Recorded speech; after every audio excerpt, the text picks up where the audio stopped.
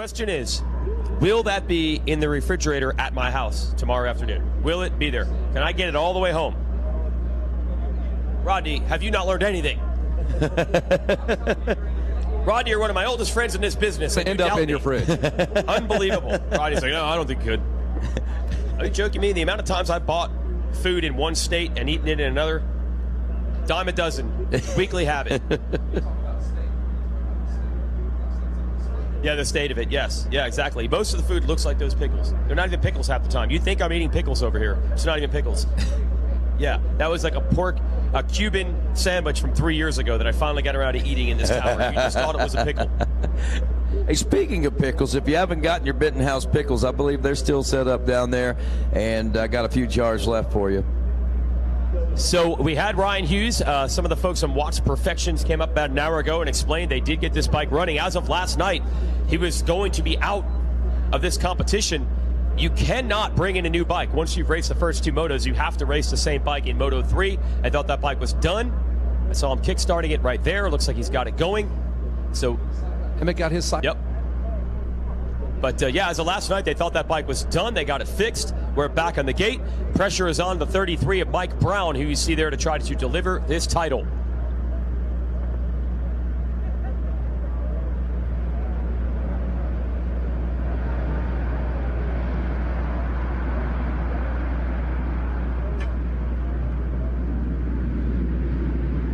It was not, oh, and then a big pile up after that in the first turn.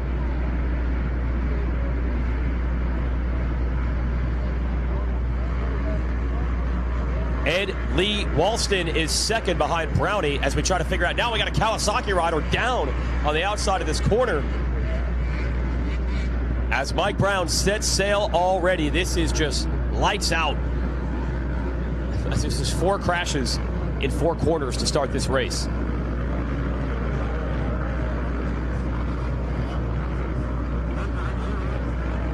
I'm afraid, was that Hughes potentially down?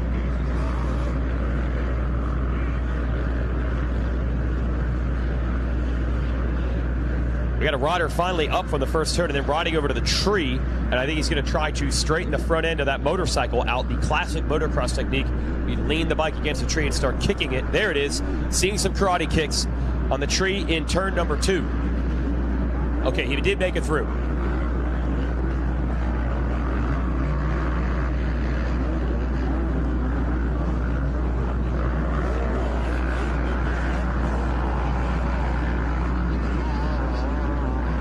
Barry just drove right to the part of the corner where there was no line whatsoever, just got on the rear brake and just turned. Get it out there. Skidded it out.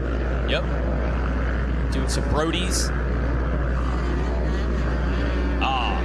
If you folks weren't around to watch Barry in the freestyle. Oh, we got a rider down in this beach turn. How many crashes on this first lap? Just pellets, everybody, just pellets. It was the 42 that was down. Oh, Frenchie, Greg Paymart down. The MXS Moto Kicks master goes down. Kevin Walker battling over. Here we go. We had some of the most phenomenal battles with these two last year. They were side by side everywhere. There's Hughes. Good Lord, you see him bouncing into the billboard section. That is an ill handling machine. I think there's Emmett coming through a couple of spots behind him. This has been a wild one lap with about 5 crashes. Everyone back up and okay, it appears. Look at Ryan Hughes making it happen on the 22. This 1986 working on Dennis Dooley on the 97. I was thinking the same thing. That number plate's got to be taking away a second of air drag coefficiency there. They have a T-square. That thing is as flat as it could get. Ryno tripling in the 10 Commandments. Ryno standing up everywhere on this racetrack. It's the first time in 86 CR250 has ever been ridden with a rider with a modern riding style like this. Ryno preaching the riding on your toes. And that was, I mean, back then it was designed to get as far back on the bike as you could so you don't snap that front end off on those flexi forks. You do not want to deal with that. Oh, Hughes goes down. Not a big crash.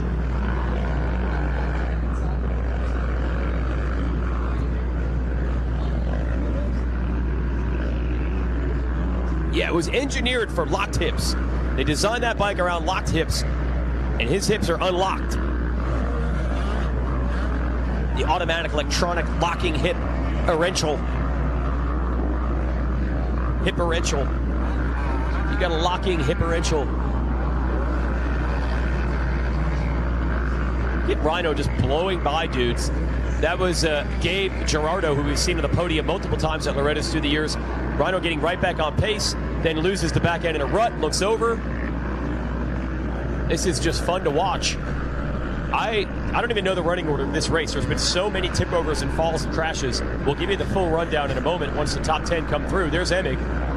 There's Dooley on the 97.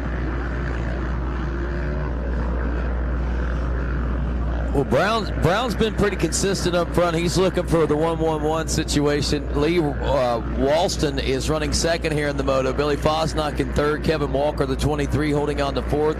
Barry Karsten in fifth now. Gregory Paymart actually in sixth aboard the 42. Jeff Emig in seventh. Dennis Dooley in eighth. Ryan Hughes ninth. Gabe Gallardo in the number 10 spot.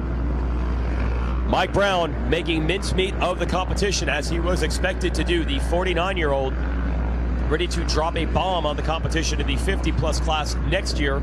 This year he had to try his hand at 25-plus. Came up a little short in that division. Great battle with Robbie Marshall, Heath Harrison, Jacob Baumert. Brownie was basically the fourth-place man, but in 45-plus, there is no doubt. Yeah, I was at the regional in Lazy River. He was there, and off to the side watching the whole day was Ezra Lusk. I'm like, dude, you going to get in on this? He goes, I really want to do this. Uh-oh. Please bring Yogi back to the ranch. It's been a long time since I we've seen actually this heard race. from someone that Yogi is here. Low profile. Yeah, I heard he was hanging out with a buddy, not here for publicity or just having fun with his buddy. Yeah, I believe that's what was going on in this class too. Wow, here we go. Barry Karsten and Jeff Emig having a duel. I cannot believe I'm saying these words. And Kevin Walker just in. No. Yes, this is just combinations you would never expect. And Emig able to make the move. So that will put Emig just behind Walker. So Karsten was ahead of Walker. Walker got Karsten back. Karsten beat Walker in a couple of motos earlier in the week. You pretty much can count on if you see Walker, you'll see Karsten and vice versa. They're always close. Check out the lap time of 1:58 for Mike Brown. That's just not fair. That is super, super quick. Not playing there, Mike Brown. 2:08. Only 10 seconds a lap quicker. 10 seconds a lap. Lee Walston in third. You got all these ex-pros, big names. Kevin Walker, the most successful rider in the history of this event. Straight up, Lee Walston is beating those guys. He is in second. Emig taking the measure of Walker now. 50 just some pebbles right at Kevin Walker's face. Yeah, Walker actually had to look off to the side to avoid the roost. Oh, he's looking at his wife. She was blowing him a kiss at that very moment. Really wanted to read that pit board. I love you too, Tracy. It's Walker in that customary straight back riding style. You don't need even numbers on Walker or Karsten spikes. You can recognize them by the way they ride. Same with Emig. He's got that classic Jeff Emig style. Yep. Factory, as always. Ryan Hughes has kind of evolved his riding style when he had his lips medically unlocked, or however he did that. Yeah. Oh, okay. He literally went to the doctor, he cracked his hips in half, put a new ball joint in there, and where he can unlock the hips.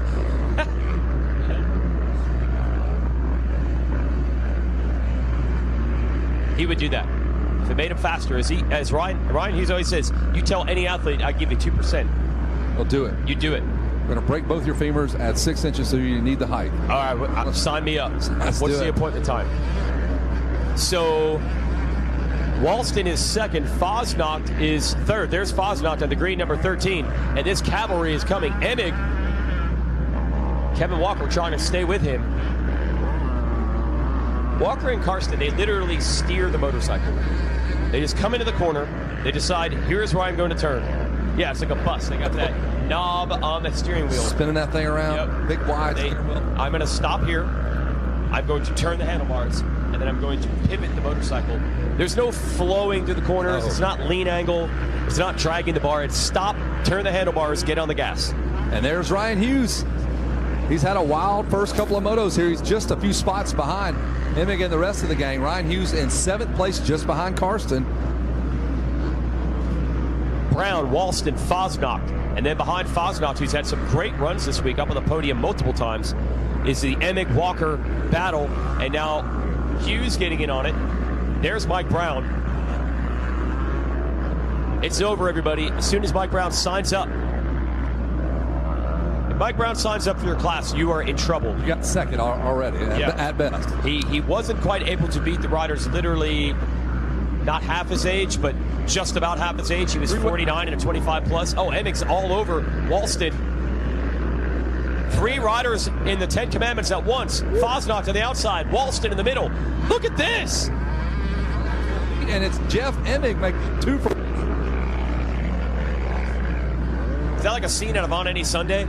Like 3 bikes, just 3 guys just having fun, riding side by side.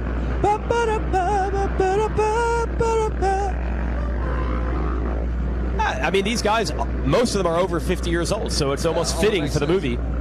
Emig makes the move on Walston, who's still trying to hold off Harvey Mushman.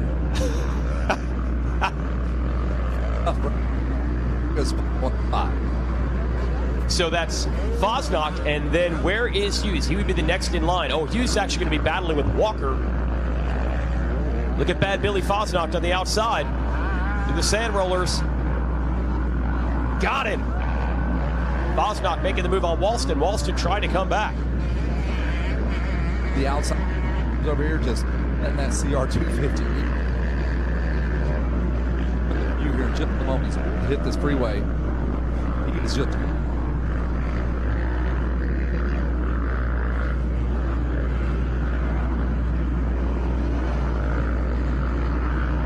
It does look like that.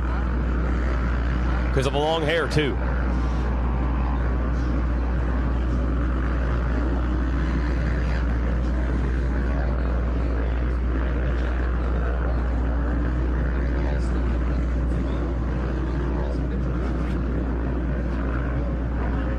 It's really one of the great experiments to see.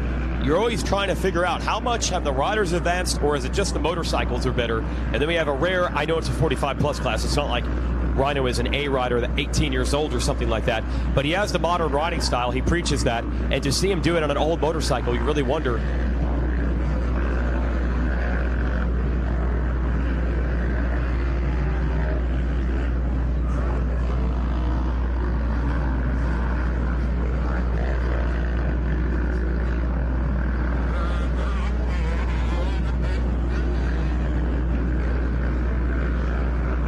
Another rider to watch, Keith Johnson, finally into the top 10. Was looking at second overall in the class, but right now Emig has turned the tables on him.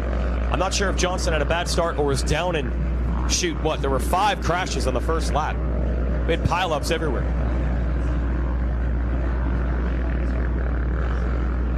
Out of the bottom, like the game genie. Yeah.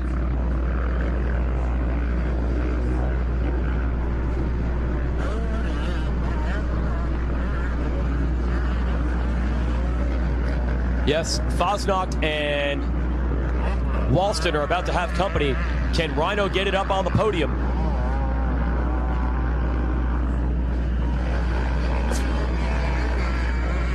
That was the goal.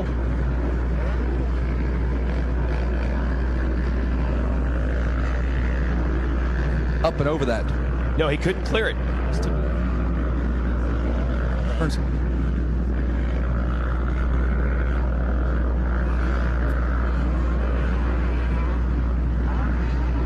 Around the outside, Ryan Hughes tries to make the pass. Slingshot action. Old 2-stroke against new 4-stroke. Gosh.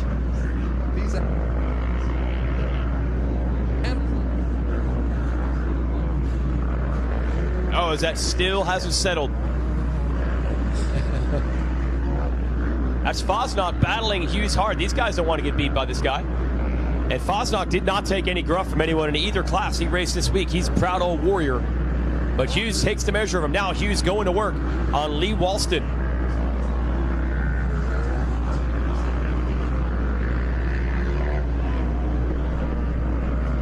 He hit the bottoming cones of the forks is what he hit. Yeah, metal to metal clank, and then he uses that for air. I just need to bottom this bike out in the right spot, and I can pogo rebound over everything. Bottoming cones, MXA. Learn from the Wrecking Crew, bro. Yep. Yep. A linear power delivery of the Honda. Yep. I don't even know if they have bottoming cones anymore, but in these days, got the cartridge Definitely. forks. That was a big deal. Cartridge forks. Those are cartridges, just not upside down. They're a right side up cartridge. Right side up cartridge fork. Hey, many will say for pure suspension action, the right side up fork is better. It's just too flexy and has that underhang. Hey, we didn't even think about that. Every time it goes through these ruts, probably got 4 inches of fork leg under the axle on those old right side ups. Really, to unrigid it. I'm enjoying it too much. I don't want to watch. I don't want to go to the podium. I want to keep watching this. Can he podium it? All right, we got to crown another title for the ageless Mike Brown.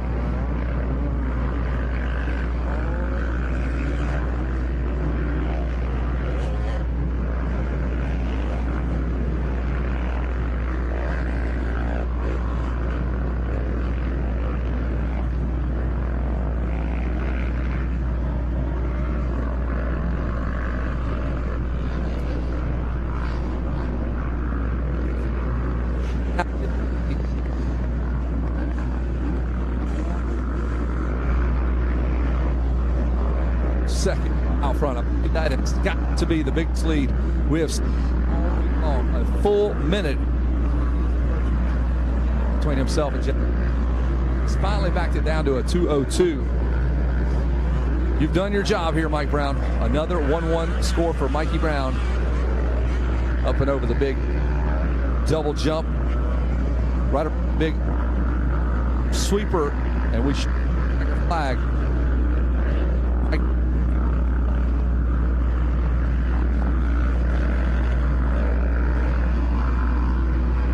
And there it is. Mike Brown will be your national champion here in this plus 45 class. And we are looking for the number 47 of Jeff Emig.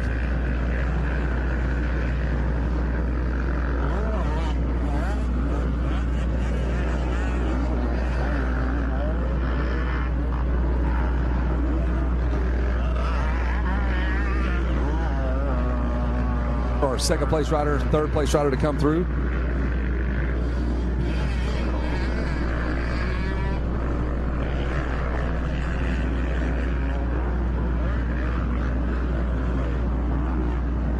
There is the number 47, Jeff Emig. One more turn to go. Ryan Hughes has him in his sights too, but unfortunately he's going to run just out of time. 2 strokes finish. Really great to have these guys here. Jeff Emig will second.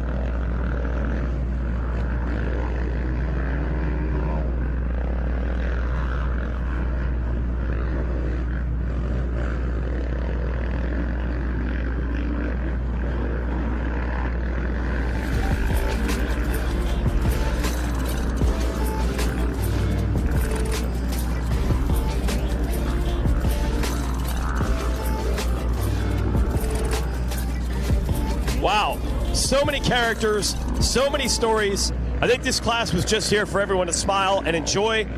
Yes, it is serious. Mike Brown doesn't take anything not seriously, but it's not life-changing experiences for these guys who have been there and done it like it would be in the mini-cycle classes and the Pro Sport B and Schoolboy, where they're looking at the next stage of their career. These guys have already had that. This is just for fun. They take it seriously, but you got to smile through every bit of it. But it was a serious beating that Mike Brown put on everybody. Let's just be honest about it. Your national champ with a 1-1-1 sweep. Let's hear it from Mike Brown. Everybody talks about, hey, I want to have fun racing. I just want to have fun on my motorcycle.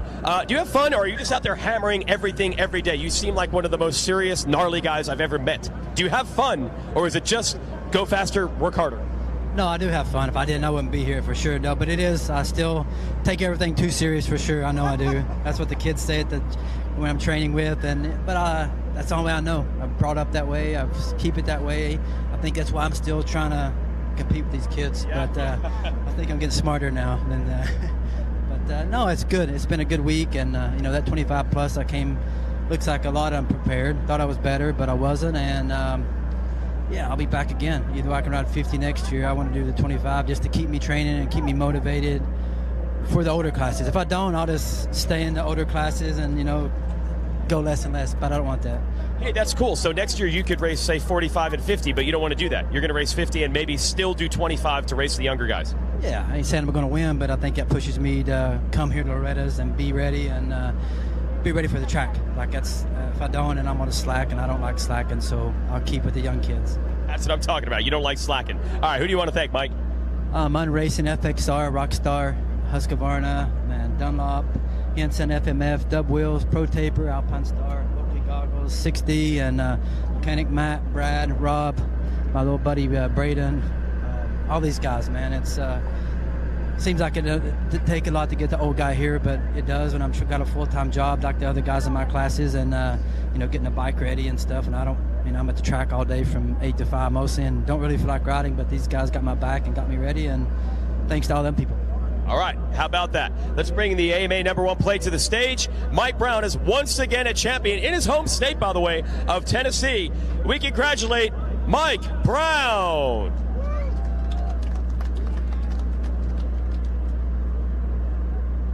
Good stuff all around in this class. We've got so many things. You can do some champagne in a moment, but go cool off if you want as we talk to our second and third place finishers. Jeff Emig, a great effort. Going to end up just shy of titles this year, but always fun to have all these guys back. So with a silver, and I believe it's going to end up second overall. I'm not sure how far Keith Johnson was able to get late in the race. Let's hear it for our runner-up, Jeff Emig.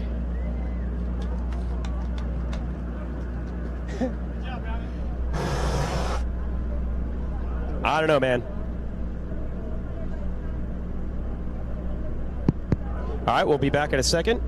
Well, some of it's working. You had fun. You said you enjoyed the week, but this guy, dude, this guy is serious, Mike Brown, dude. It's hard to beat him. Yeah, it is, and I knew I put myself at a little bit of a deficit off the start by choosing to ride a 150. The TC 150 Husqvarna, trust me, that thing is so fast, and Twisted Development did a great job on the engine. The Enzo suspension should have handled the bumps. But we can't prepare for this, and unless you've been here for a while, I mean, it's a shock coming here. And I will say that race, I felt maybe the most relaxed coming into it, as opposed to the other races. I was all balled up, and still, like, off the start, I got swallowed up. Keys went down, a bunch of guys went down, and so it's like, here we are, bad start again, and I'm just not accustomed to starting that far back. In my career, I've been fortunate enough to be up front, and so it was a whole new experience. Probably not an experience you want to do again starts-wise, but what about coming back to Loretta's? What do you think? And you are way too early on that. All right. So, but like I mentioned before, all the other times, we're doing the Fro at 50 mini documentary on Verb Moto, so you kind of get to see the behind the scenes of this whole process from, the decision to go race here and then now all the way through. So check that out. But the companies that really made this possible, of course, Shift MX and Fox Racing, they set up everything. They do such a great job for all of us. FMF was a part of the project. ODI Grips, of course, the MIG Pro Grip, Ryno Power, and Irenic CBD. There's a whole host of other sponsors and people that really made it happen. But I do have to give a round of applause to my mechanic, BJ Burns from MMX University. He busts his butt here on all this, and I just bummed we couldn't come away with a win. But I really have had a good experience, and once I get back to the truck and pop open a Coors Light and actually relax, I'm gonna look back on this week. It's just been amazing, especially all the fans and everybody coming up to get selfies and autographs and stuff. Man, I really appreciate all the outpouring of support, and I hope that us old guys could give you guys some good racing entertainment. Oh, you sure did. Let's hear it for him, Jeff Emig. And from a bike that we did not even think would be able to compete, and he somehow not only raced it, they fixed it. I don't even care. We'll just bring the bike up here anyway. Why not? We're going to bend some rules because the bike is as much of a story as its rider. Ryan Hughes did it. He got it on the podium on the 86 CR250. Let's hear it for Ryan Hughes. I don't even care. What the heck? It's late in the week. Okay, first of all, I have this technical question. What is it like to have a modern riding style, which you preach, on an old bike? Is it weird? It doesn't work. So, well, kind of the feet and the things like that work, but you got to learn to ride this thing differently when you're trying to send it. I'm learning to. I didn't ride it till the first time was practice on Monday. So I've been trying to figure it out, and each time we've had a new setup or something break or something different. So I'm trying to learn it. This last moto, I started to learn it a little better. Actually, you got to slow down. You got to ride out a little bit higher gear. The bike was so slow, I was trying to override it. And then I would stop too much, and then I'd try to gas it too much, and there was no momentum. And I was starting to use some more momentum. I'm like, okay, this is how it works. More like a 500. So, yeah, you just have to learn how to ride it. I mean, this is a different bike, and it was a lot of work, and you have to put your mindset into being able to accept that challenge. And man, it's a workout trying to get against these 450s on this thing. But I just want to thank everybody. I want to thank Davey for allowing me to come out here and do this. I want to thank everybody for cheering me on. I want to thank everybody for being so excited about something we did. I want to thank the whole crew here with MX Sports. You guys do a fucking good job, man. You guys do a good job, and it's good. So thank you guys. All you parents that bring all the kids out here, you guys work just as hard as us. I want to thank you guys for that, because I see the passion in you guys, but I can't do it without these guys here.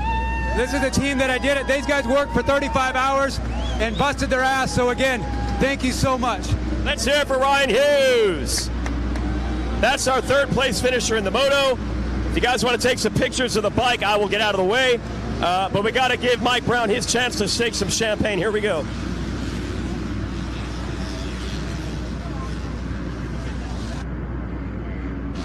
Wow, it's good stuff on the 86 CR250. It was awesome to see Emig on a 152 stroke. So many, like I said, great characters. Lee Walston, a great week. Billy Fosnacht, a great week. Kevin Walker, a great week. Barry Karsten, Keith Johnson, so many great names in this class. We thank all those guys. We got to bring Mike Brown's bike back around for the champagne celebration. And I honestly don't even know who was it. Mike Brown with a whole shot? Yeah, he's got a million of these. Congrats to Mike Brown, another whole shot award. That's like 6 in 6 motos. Let's do some champagne with Mike Brown. The championship bike has come back around. We did a lap of the stage. And we're going to send it back up to the tower. Mike Brown sprays the champagne. All right, thanks a lot, Jason Wygant.